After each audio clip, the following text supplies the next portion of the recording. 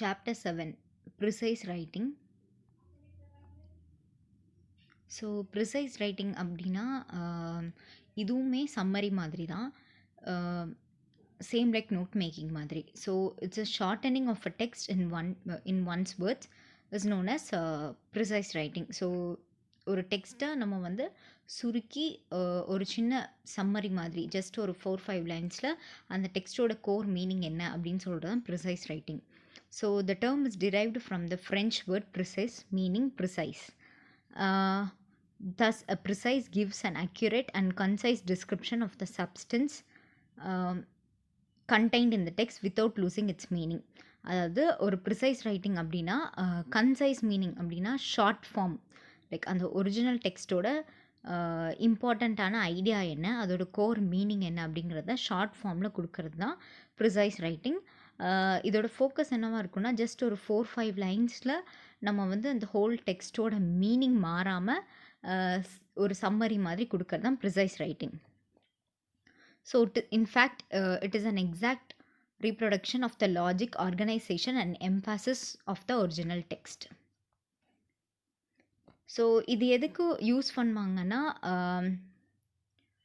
ஈஸியாக எது essential facts, எது நான் எசென்ஷியல் ஃபேக்ட்ஸ், எது இம்பார்ட்டண்ட்டான ஐடியா, எது லெஸர் இம்பார்ட்டண்ட்டான ஐடியான்னு கிளாஸிஃபை பண்ணி எது தேவை உள்ளதோ அதை மட்டும் சூஸ் பண்ணுறதுக்கு இந்த ப்ரிசைஸ் ரைட்டிங் ரொம்ப ஹெல்ப்ஃபுல்லாக இருக்கும். ஸோ ப்ரிசைஸ் ரைட்டிங்க்கும் சம்மரிக்கும் என்ன டிஃப்ரென்ஸ் அப்படின்னு சொல்லி பார்க்கலாம். சொன்ன மாதிரி ப்ரிசைஸ் ரைட்டிங்கும் சம்மரி மாதிரி தான், ஆனால் நாட் எக்ஸாக்ட்லி சம்மரி மாதிரி, but not summary. So precise writing, it's a brief piece of writing such as report, article or a chapter from a book. ஒரு brief pieceங்கிறது short piece. Writing such as report, ஒரு 1 பேஜில் அந்த report இருக்கும், or 2 pages of article, ஒரு chapter வந்து just ஒரு 2-3 pagesல இருக்கிற மாதிரி. வேறு summary is like short account of longer pieces of work such as thesis or a novel. So ஒரு நாவல் ஃபுல்லாக, இப்போ ஒரு 300 pages ஆஃப் நாவல் இருக்குன்னா அதை ஃபுல்லாக நம்ம ஜஸ்ட் ஒரு 4 pagesல சொல்கிறது வந்து சம்மரி. வெரஸ் ஒரு ரிப்போர்ட் மாதிரி கொடுக்கறது ப்ரிசைஸ் ரைட்டிங்னா, இதில் இந்தந்த ஐடியா தான் இருக்குது, இதுதான் இதில் சொல்ல வராங்கன்ற மெயின் விஷயங்களை மட்டும் எடுத்து கொடுக்கறது தான் ப்ரிசைஸ் ரைட்டிங். சம்மரைஸ் பண்ணுறதுனா like you ten to read the whole book and என்ன ஃபுல்லாக சொல்லியிருக்காங்களோ அதை வந்து நீங்கள் சம்மரி மாதிரி 4 pagesக்கு எழுதுவீங்க. ப்ரிசைஸ் ரைட்டிங் வந்து ஒரு 2 pagesஓ இல்லை ஒரு ஆர்டிக்கல் மாதிரி சின்னதாக ஒரு 3 pagesக்கு நம்ம அதுக்குள்ளே என்னென்ன விஷயங்கள் சொல்லியிருக்காங்கன்றதை மட்டும் ஃபோக்கஸ் பண்ணி எழுதுறது. And precise follows the order and proportion of the material and the original. அதாவது அந்த மெட்டீரியல் என்ன ஒரு ஃபார்மேட்டில் எழுதியிருக்காங்களோ அதே ஆர்டரை வந்து ப்ரிசைஸ் ரைட்டிங்கும் ஃபாலோ பண்ணும். ஆனால் அதோட வேர்ட்ஸ் வந்து கம்மியாயிடும். எவ்வளோக்கு எவ்வளோ நம்ம மினிமைஸ் பண்ண முடியுமோ அவ்வளோக்கு எவ்வளோ மினிமைஸ் பண்ணி வேர்ட்ஸ் வந்து யூஸ் பண்ணி ஒரு சின்ன ஒரு பேராகிராஃப் மாதிரி நம்ம எழுதுவோம். Versus the writer of the summary is free to change the order and proportion. அதாவது இப்போது ஒரு வேளை அந்த சம்மரி ஒரு டெக்ஸ்ட்டு ஃபுல்லாகவே இந்த ஒரு டென்ஸில் இருந்துச்சுன்னா, சம்மரி எழுதும் போது நமக்கு என்ன கம்ஃபர்டபுளான டென்ஸ் இருக்கோ, மோஸ்ட்டாக தேர்ட் லைக் என்ன எழுதுவோம் யூஸ் பண்ணுவோன்னா, பாஸ்ட் பார்ட்டிசிபிள், பாஸ்ட் டென்ஸ் இதில் தான் வந்து எப்போவுமே ஃப்ரேம் பண்ணி எழுதுவோம். இல்லைனா ப்ரெசன்ட் டென்ஸ், ஃபுல்லாக ப்ரெசன்ட் டென்ஸில். ஸோ இது ஏதாவது நமக்கு கன்வீனியண்ட்டாக இருக்கிற ஒரு டென்ஸ் சூஸ் பண்ணி நம்ம அந்த சம்மரி ஃபுல்லாக எழுதுவோம். வேறஸ் ப்ரிசைஸ் ரைட்டிங்கிறது அந்த ஒரிஜினல் டெக்ஸ்ட்டோட ஃபார்ம் மாறாமல் ஷார்ட் பண்ணி வேர்ட்ஸை மட்டும் சுருக்கி எழுதுறது. Precise states only the thought of the original text, like அந்த பர்டிகுலர் டெக்ஸ்ட்டோட தாட் என்ன, ஐடியா என்னன்னு மட்டும்தான் ப்ரிசைஸ் சொல்லும். வேறஸ் சம்மரியில் வந்து the author is free to interpret the material and to comment on the original text. Like இங்கே வந்து பர்சனல் ஒப்பீனியனை வந்து நம்ம ஷேர் பண்ணலாம், சப்ஜெக்டிவாக இருக்கும். ப்ளஸ் ப்ரிசைஸ் வந்து எப்போவுமே வந்துட்டு அப்ஜெக்டிவாக இருக்கும், என்ன ஃபேக்ட்ஸ் சொல்கிறாங்களோ அதை மட்டும் ஃபோக்கஸ் பண்ணி எழுதும். வேறஸ் சம்மரி வந்து நம்மளோட ஓன் பெர்ஸ்பெக்டிவ் கூட நம்ம வந்து அதில் இன்க்ளூட் பண்ணி எழுதலாம், நம்ம என்ன ஃபீல் பண்ணுறோம் அப்படின்னு சொல்லி. இதுதான் ப்ரிசைஸ்க்கும் ஒரு சம்மரிக்கும் இருக்கிற டிஃப்ரென்சஸ். அப்புறம் what are the qualities of a good precis. ஒரு குட் ப்ரிசைஸ் ரைட்டிங்க்கு என்னென்ன குவாலிட்டிஸ் வேணும்னா, clarity, objectivity, correctness, coherence, completeness, conciseness. So இதெல்லாம் தான் வேணும். ஸோ கிளாரிட்டி நம்ம எல்லாருக்கும் தெரிஞ்ச மாதிரி it should be very clear and understandable. அதுதான் கிளியர் அண்ட் காம்ப்ரிஹென்சிபிள்னு சொல்லியிருக்காங்க. அண்ட் சிம்பிள் லாங்குவேஜ், அப்புறம் சிம்பிள் ஸ்ட்ரக்சர், இது எல்லாமே யூஸ் பண்ணணும். கன்ஃபியூஷன்ஸ் இல்லாமல் ஆம்பிகியூட்டி இருக்கக்கூடாது. Very clear to the point இருக்கணும். Second is objectivity. ஸோ அப்ஜெக்டிவிட்டினா பர்சனல் அப்ஜெக்டிவிட்டினா ஃபேக்ட்ஸ். பர்சனல் ஒப்பீனியனுக்கு அங்கே இடம் கொடுக்கக்கூடாது. It should be unbiased. நீங்கள் வந்து ஒரு பர்டிகுலர் இதை மட்டும் ஃபேவர் பண்ணி எதுவும் பேசக்கூடாது. அதில் இருக்க ஃபேக்ட்ஸ் என்னவோ அதை மட்டும் அப்படியே ஷார்ட் ஃபார்மில் ரீரைட் பண்ணுற மாதிரி இருக்கும். கரெக்ட்னஸ்னால் ஃபேக்ட்ஸ், கிராமர், சென்டென்ஸ், இது எல்லாமே வித்தவுட் ஃப்ளா, எந்த ஒரு லைக் ஆடட் இன்ஃபர்மேஷன் இல்லாமல், லைக் கரெக்டாக என்ன அந்த டெக்ஸ்ட்டில் சொல்கிறாங்களோ அதை மட்டும் நம்ம வந்து நம்மளோட வேர்ட்ஸில் ஷார்ட் பண்ணி கொடுக்குறது தான் கரெக்ட்னஸ். எரர்ஸ் எதுவுமே இல்லாமல் நம்ம ஒரு பர்டிகுலர் டெக்ஸ்ட்டோட மீனிங்கும் மாறாமல் அந்த மெசேஜ் எப்படி கன்வே பண்ணுறோம், அதுதான் வந்து கரெக்ட்னஸ். கொஹரன்ஸுங்கிறது idea should be well connected. நம்ம அதில் என்னென்ன ஐடியாவை மெயின் பாயிண்ட்டாக சொல்கிறோமோ அதுக்கு ஃபாலோயிங்காக வர ஐடியாவும் கனெக்டடாக இருக்கணும், இன்டர் கனெக்டடாக இருக்கணும். லைக் மேலே ஒரு சென்டென்ஸ் யூஸ் பண்ணுறோன்னா அதை வந்து எக்ஸ்பிளைன் பண்ணி சொல்கிற சென்டென்ஸ் செகண்டாக இருக்கணும். அந்த மாதிரி ஃபாலோயிங் ஐடியாஸ் தான் எப்போவுமே வந்து யூஸ் பண்ணணும் ப்ரிசைஸில்.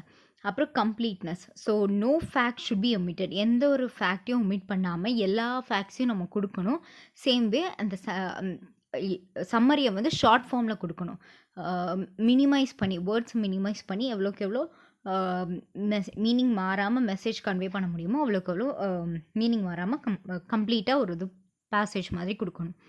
கன்சைஸ்னஸ் இஸ் ப்ரீவிட்டி. ஷார்ட்டாக இருக்கணும். ரொம்ப வந்து வளவலன்னு எழுதாமல் it should be very short and clear. அதான் வந்து conciseness. Message in fewest possible words and அதில் வந்து எசென்ஷியல் ஃபேக்ட்ஸ் மட்டும்தான் இருக்கணும். Then precis writing procedure.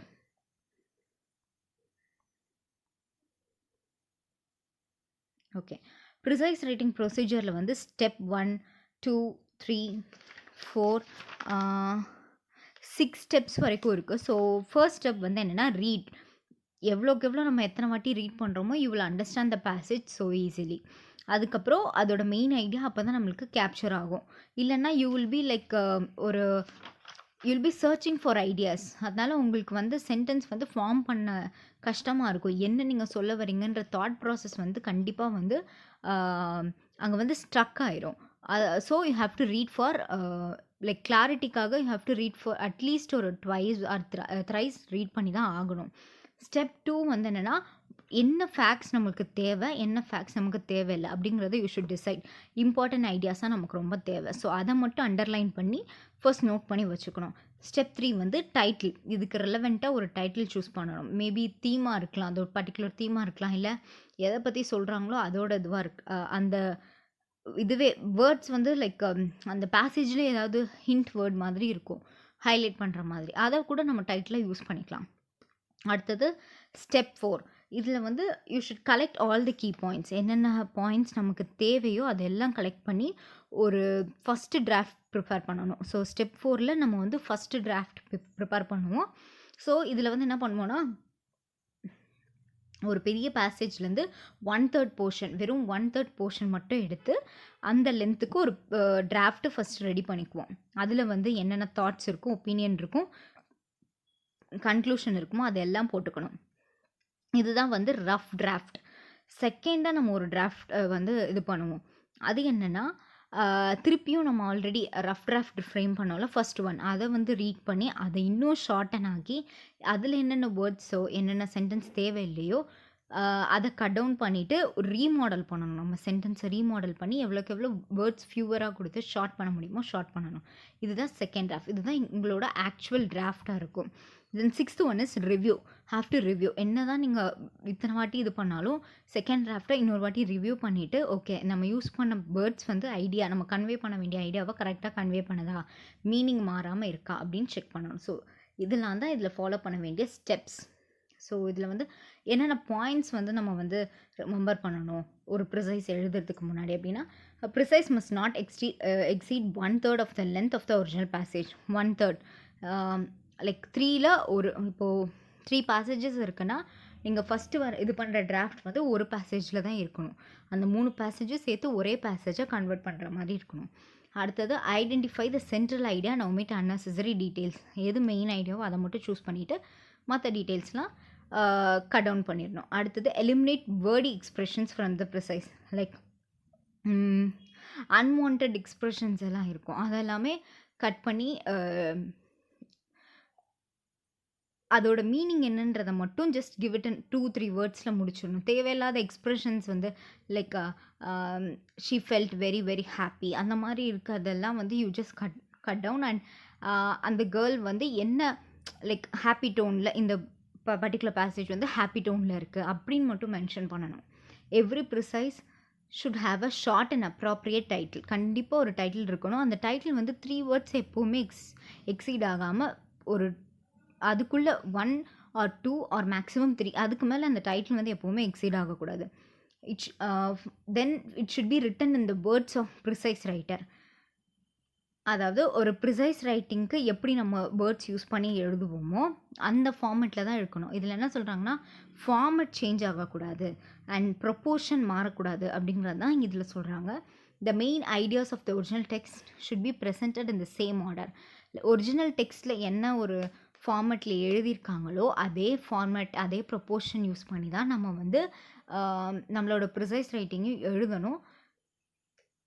But அதை விட வேர்ட்ஸ் மட்டும் கம்மி பண்ணிக்கணும். ஒரே ஒரு டிஃப்ரென்ஸ், வேர்ட்ஸ் மட்டும் நம்ம கம்மியாக எழுதுகிறோம். பட் தென் அது ஃபாலோ பண்ணுற ஆர்டர் அண்ட் அதில் என்ன பேட்டர்ன் இருக்குது, அதில் எந்த ஆத்தர் பேசுகிறாங்க, ஆத்தர் வந்து பேசுகிறாங்கன்னா அந்த ஆத்தர் பேசுகிற மாதிரியே தான் நம்ம இது பண்ணி கொண்டு வரணும்.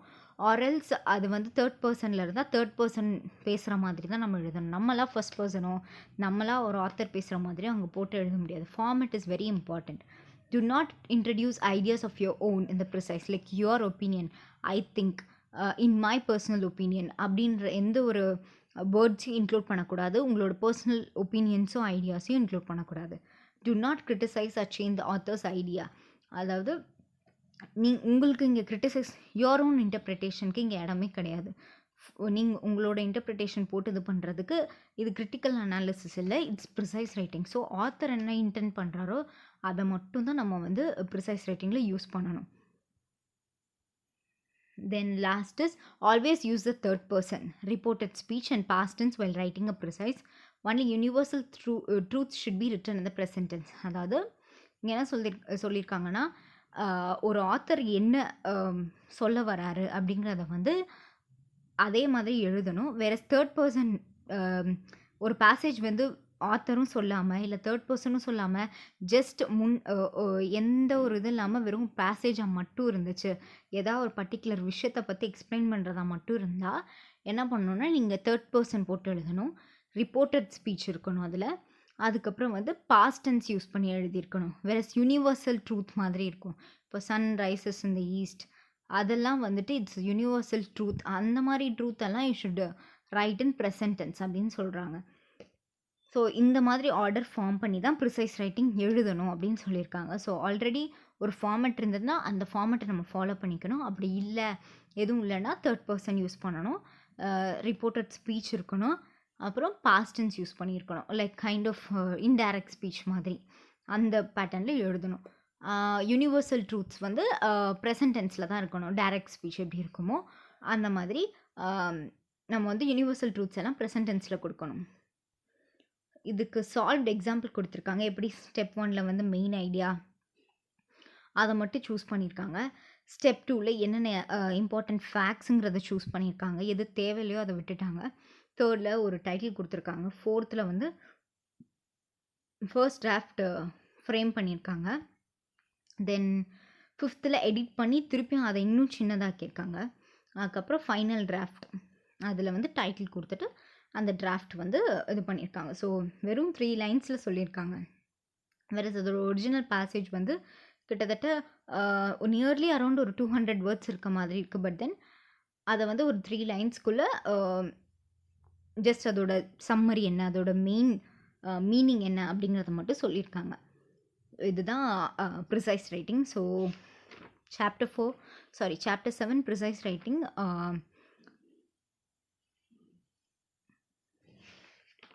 வேறு example? Okay, that's all for your chapter 7.